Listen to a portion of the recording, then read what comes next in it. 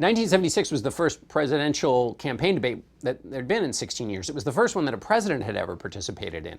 Ford needed all the help he could get. He was way behind Carter. He needed to show that he could be commanding in front of a big audience. He needed to essentially reset the campaign. Carter wanted to show that even though he'd been a governor, he could play on these foreign policy questions. And so there were reasons for both of them to go and face off against each other.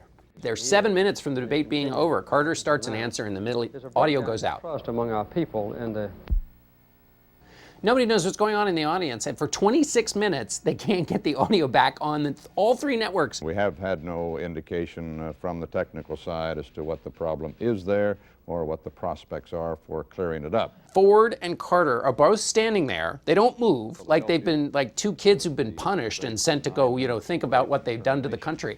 And they just have to stand there until the problem gets fixed, and then once it does get fixed, he will conclude that response now. Then they go on with the last 6.5 minutes of the debate. But they spent almost more time standing in silence next to each other than they did actually talking. In the second debate, Gerald Ford is asked a question by Max Frankel, who had been the Soviet bureau chief for the New York Times, about the Helsinki Accords and whether the United States was basically capitulating to the idea that the Soviets had dominion over Eastern Europe. There is no Soviet domination of Eastern Europe, and there never will be under a Ford administration. Max Frankel just gives this kind of quizzical, wait a minute, can I follow up, Mr. President? Did you really mean to say?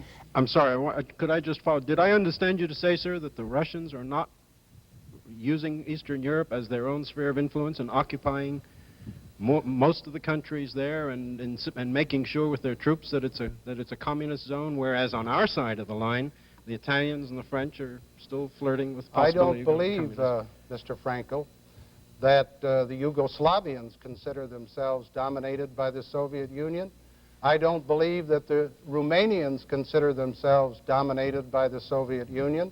I don't believe that the Poles consider themselves dominated by the Soviet Union. Each of those countries is independent, autonomous. It has its own territorial integrity.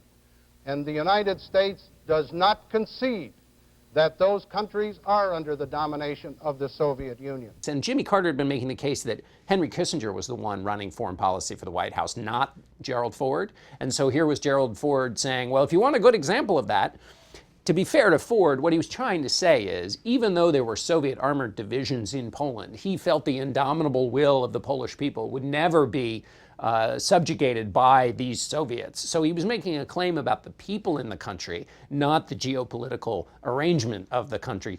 But again, because the narrative was set beforehand, the gaffe fell into it, and there's no way to explain your way out of that.